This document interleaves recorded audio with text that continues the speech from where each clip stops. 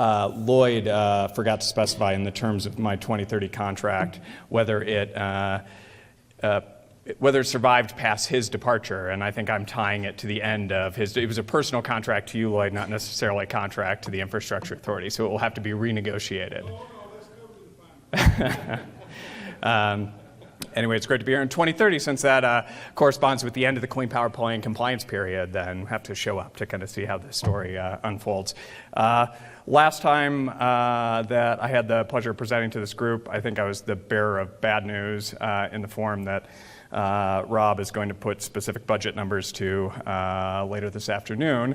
And so today I think I get the task of trying to be a little bit more optimistic, which I relish, and try to put some meat on the bones of the conversation that we just had on the past panel of what some compliance options could be for Wyoming in terms of the actual state compliance with 111D, not the fuel sector impacts for the state, which is what I spoke about last time, and which from an economic standpoint are probably the far more significant impact for the state.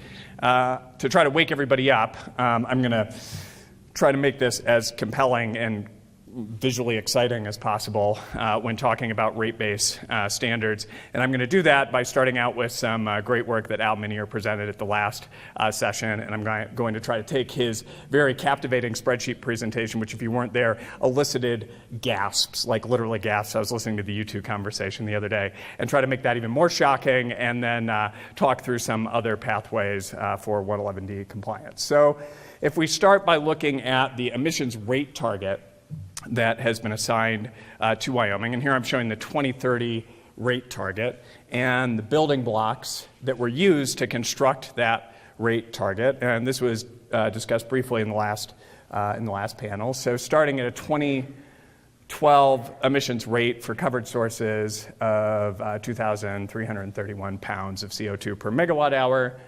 an assessment of the ability to improve efficiency by EPA's assessment of the ability to improve efficiency at coal-fired power plants, to refuel, redispatch natural gas combined cycle plants, increase in renewable generation, and demand-side energy efficiency. You add all four of those building blocks together, and you get an emissions rate goal of 1714. Now, as other folks said, any given state does not need to comply with the Clean Power Plan using the specific building blocks outlined here. That's the methodology that EPA uses to construct the headline target.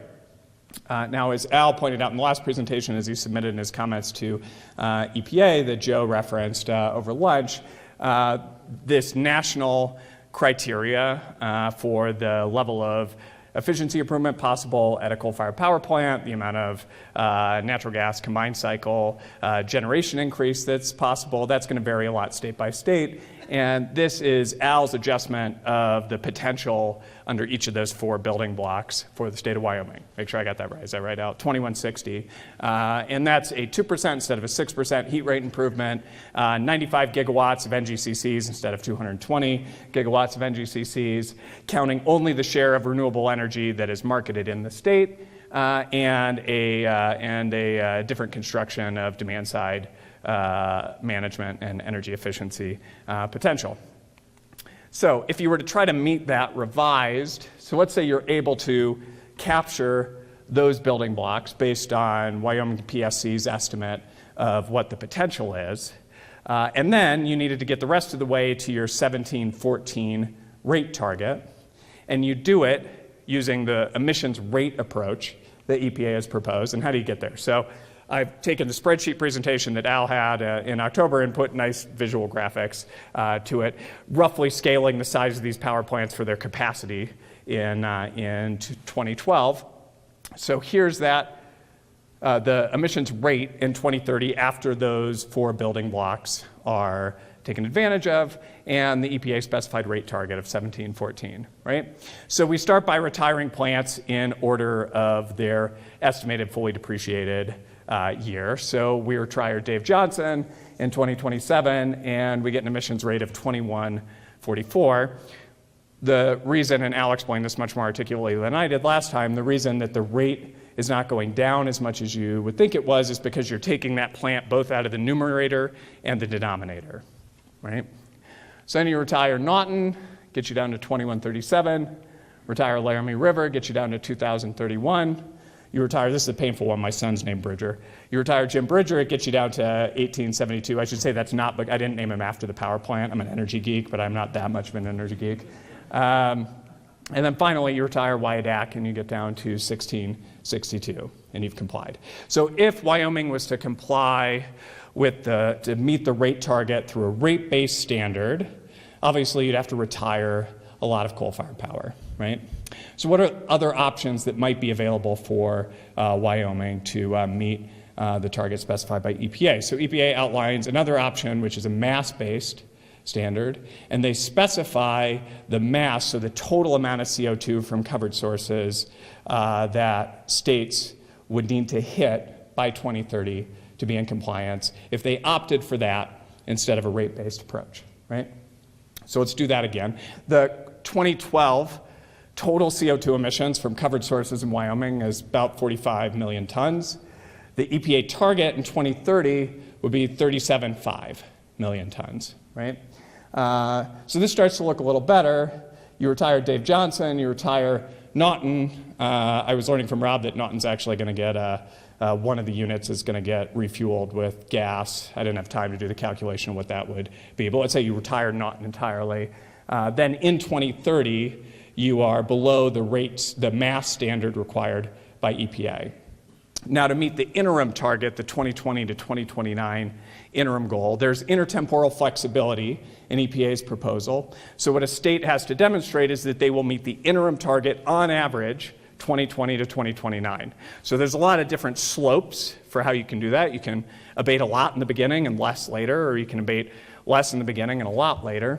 Rough estimate is that you would have to retire Naughton and Johnston each 3 years before their currently scheduled depreciation date to meet the interim mass-based target for Wyoming, right? Then there's another option, which is that Wyoming does not comply exclusively through in-state generation, but complies in partnership with other states taking advantage of Wyoming wind resources, and this was already discussed quite a bit, and so I'm just going to try to put some concrete numbers on it to think about what that pathway could look like for Wyoming. So as people have already said, Wyoming has the best wind in WEC, good Class 6, Class 7 wind resources on a per capita basis, the best wind resources in the country, third best wind resources in the country, and certainly the best in WEC on a per capita. In per capita terms, we have two very large wind projects under development, 3 gigawatts. The power company of Wyoming is developing the Chokecherry Sierra Madre project, and then 2,100 megawatt proposed project from the Pathfinder project. So if we look at, if Wyoming was to comply with its current 111D target, again, this is excluding any of the other building blocks. If Wyoming was to meet 100% of the compliance through renewables generation, and it was getting credited for that renewables generation, it would need to generate roughly 15 terawatt hours of wind a year, 1,500 gigawatt hours of renewables a year. That's both existing and new renewables. Current wind generation in the state is 4,369. Assuming a 33% capacity factor for Chokecherry Sierra Madre, you get another, and I should have made those colors different, that's hard to see, another 9,000. And then if you add Pathfinder, you get another 6,000. So if Wyoming was able to get credited for all of the wind that either is existing or is planned, then that would be more than enough to meet the current target set for the state, right? Now here comes the problem, and this was what was discussed in the previous panel. It is unclear in the draft proposal as written whether the generator or the consumer gets to claim credit for that renewables generation. So here are 3 of the extremely clear, relevant sections from the proposal. As long as it is displacing fossil generation, it can be credited. EPA has suggested, and Joe talked about this, that it's important for it not to be double counted, but there's no clear guidance given on whether it's the generator or the consumer that gets to claim those credits. Now, the one thing working in Wyoming's favor here is that the biggest consumer in the region, in WEC, is not going to have any need for those credits, right? If you're in California, you are going to overcomply with 111D to a very large extent because of the new renewable portfolio standard that Governor Brown announced during his inauguration of 50% renewables by 2030. So what I'm doing here is comparing, again, this is that 1,500 gigawatt hours of credited renewables generation that Wyoming would need to meet all of its compliance obligation. Here's current and planned Wyoming wind. Here is the surplus 111D credits. This is the stuff that California doesn't need at all, right here, if it meets its 50% RPS, right? So more than enough to cover Wyoming. Now, California's probably not going to give that away for free, but it has much less value to them than to a state that also needs credits for compliance obligations, right? And Wyoming wind, of course, has considerable value outside of 111D to Wyoming because of the duck curve from solar that folks were talking about on the past panel and the limited availability of high-quality renewable resources in state. Now, the challenge with waiting around, states are generally in this posture right now of, let's see if we can get the rule changed or struck down by the courts, and then we'll start having a serious conversation about implementation and collaboration. The risk of that for Wyoming is that if you compare California's surplus 111D credits to the potential demand from other states in WEC for 111D credits, right? Suddenly the California numbers don't look so large. So there's going to be a lot of competition for those California surplus credits, and states that are inclined to begin that conversation earlier are more likely to be able to strike a deal where they can get some of those credits for use in their own compliance. So while none of this is to say that Wyoming should not be absolutely trying to adjust the target set for Wyoming to meet Wyoming's conditions along the lines of the comments that Al and others submitted to EPA, I think it's in the state's interest to begin having conversations with others in WEC about what implementation pathways could look like, because there is a lot of money on the table potentially from the state of California that they're not going to attach a huge value to, and other states are going to be fairly eager to grab. So let me end with that. I guess that's the last slide right there.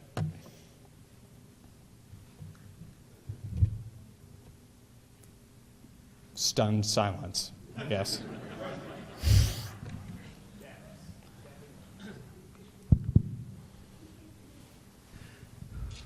I wished I was smart enough to ask you a tough question, but I know that I shouldn't even try. And well, last time I tried to pass it off to Don to do that, he got mad at me. So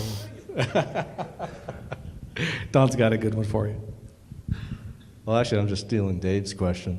So if California achieves a lot of progress on electrification of their transportation sector, how much then lower could their bar be? By 2030? Yeah, if they need that excess electricity for internal consumption, and or is that going to give them actually more RECs if they have lower emissions from their transportation sector via electrification? It is, so if electrification reduced some of the little remaining in-state fossil, then it would create more RECs. It's unlikely that electrification of vehicles would reduce the amount of surplus 111D credits that they would need. Now, it's entirely possible that the final EPA rule will change the burden calculation for California. So I think that's the most significant variable to watch in terms of whether that bar shrinks at all. But electrification policy will be less important. I was at the Cal ISO meeting last year for the authority, and folks there were talking about that with the electrification of the transportation sector and doing 7,000, 8,000 rooftop solars per month, that they envision that they're not even going to replace their ones through cooling natural gas plants. So they're going to be reducing their natural gas generation in state because it's going to be increasingly provided by renewables. So then that would add to the credits that they would have available as surplus. Okay. Sorry to steal your question, Dave. I just want to make sure I understand this chart. So the far right column, that's other demand in the WEC to meet the 111D, that's like a 111D deficit for the other WEC states? Is that what you're saying? This is what the potential demand for renewables related 111D compliance credits. It's not really credits, the term that I'm using. Right. So the bottom bar is, let's say that all other states in WEC are able to meet the other building blocks that EPA specifies, right? And, sorry? But they're still short of their goal. Because of the renewables piece, right? So that's the lower bar. The upper bar is the total potential demand from other WEC states. So if, like Wyoming, other WEC states said, look, we don't think that we have the same heat rate improvement options in the state, we don't have the same natural gas combined cycle utilization options, then you could get something that looked more like the upper bar in terms of demand. So from a policy point of view, if I'm interpreting this right, California's got a pretty hot commodity, and they'll sell to the highest bidder, which suggests that when Wyoming develops these, its wind farms, that it doesn't want to give that credit, obviously, to the load end of that network. They want to make sure we want to make sure we keep it, so we don't have to go, from a Wyoming point of view, buy those credits from California, since they're the only one in the region with the surplus. I'm sorry, say it again. From a Wyoming-centric point of view, if there's that much demand, and let's say they're all that demand is going to go after that same California surplus. Wyoming has a little bit of surplus, with those things. That's why it's so important for Wyoming to keep the value of those renewables in the calculations for the 111D. Because we don't want to have to be buying and competing for that surplus, right? Correct, because you're only going to be able to credit the stuff that gets delivered, right? So like if those wind projects that are currently in the pipeline get built, right, then it will be, the pathway to crediting those projects is relatively straightforward. Okay, so on the 111D surplus that California has, is that basically just built around if they meet their current RPS, or is that the 50%? The 50% RPS. And that's assuming they meet it with either currently planned or indigenous resources? It's agnostic to that consideration. It's if they were to claim credit for all of the renewables that were delivered into California, then they would have that large of a surplus, right? At the 50%? Right. Okay. At the 50%. If you keep to the 30%, the surplus is like 27,000, something like that, gigawatt hours. And we just have to hope that the EPA is not going to put us in a position that we got to pay for credits that we produced here in the state. So hopefully, and I think they're going to listen to some of these comments, so hopefully that's one of them that we'll win the day, saying that if we produce it, we get to keep it and claim it. So, because we do have lots of world-class wind here. Questions for Trevor?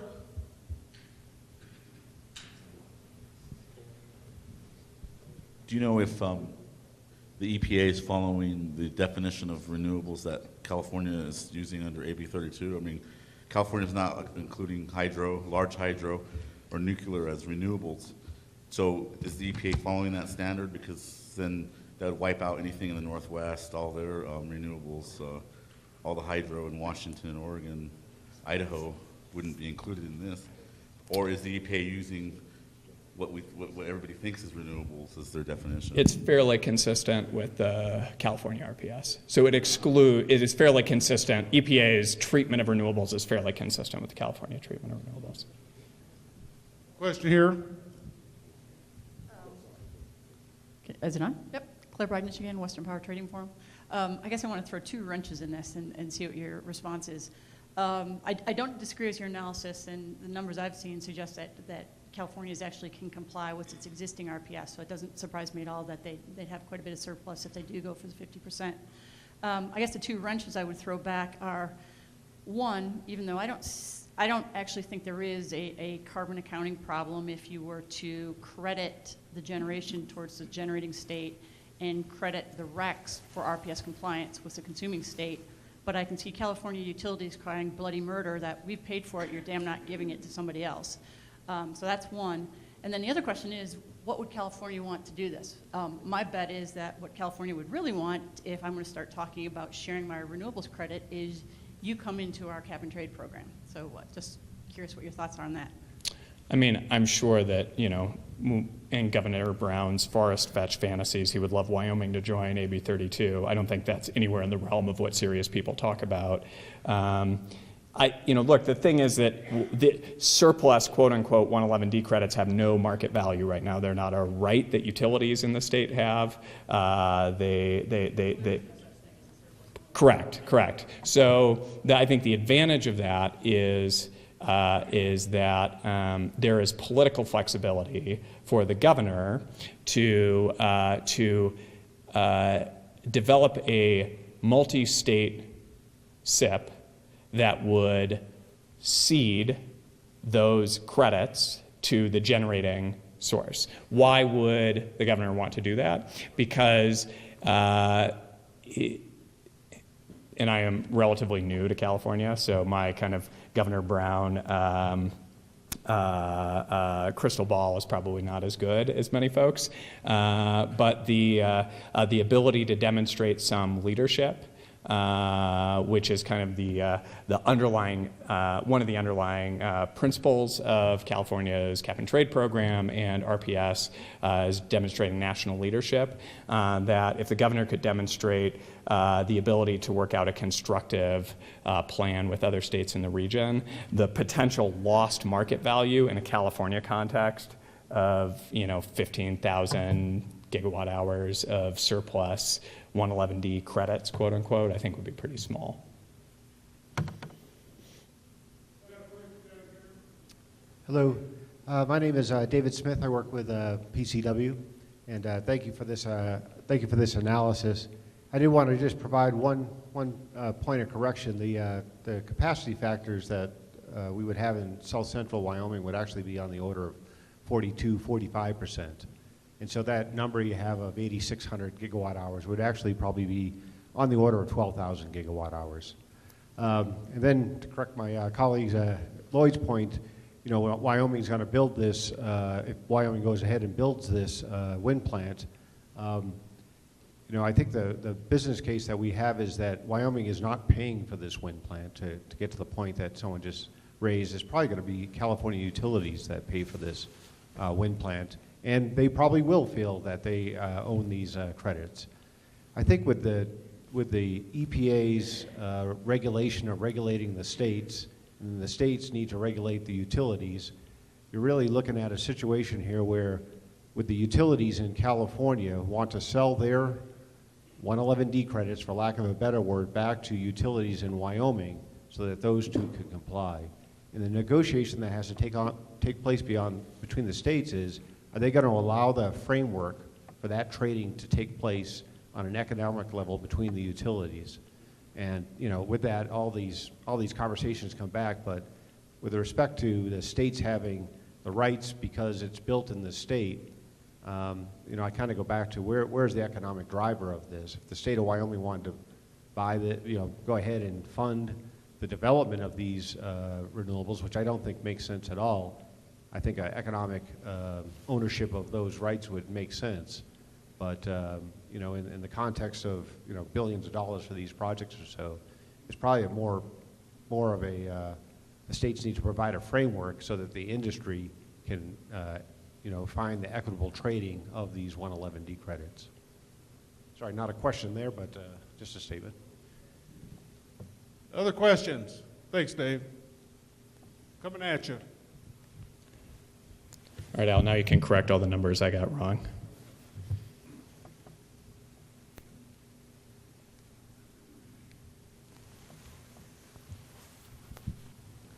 This is Al Mayer. Thanks, Trevor, for waiting until the EPA guys left before you did this. But the other point is your use of the Wyoming wind assumes there is transmission, and right now there isn't. Are we in agreement on that? Yeah, that's right. So there are other investments that have to be made rather than just putting in the wind. Yeah, absolutely. Okay. One more question. I would add it, a 50% penetration level in California, there's got to be some storage factored into the irregularity of wind and or solar. Is any of that comprehended in the estimates for credits? On the estimates of potential Storage. Wyoming generation credits? Yeah. Or California to mitigate the 50% penetration of renewables. I mean, there's going to be some penalty, at least associated with compressed air, for mitigating the irregularity of the renewables. Is that factored into these estimates? It Or is not. This is considered? taking the way that EPA is currently doing the calculus for what gets credited. Well, Trevor, we remain impressed with you and your capabilities to grasp issues and address those. We're just so fortunate that, to have you, and look forward to having you back. And so let's give Trevor a big hand.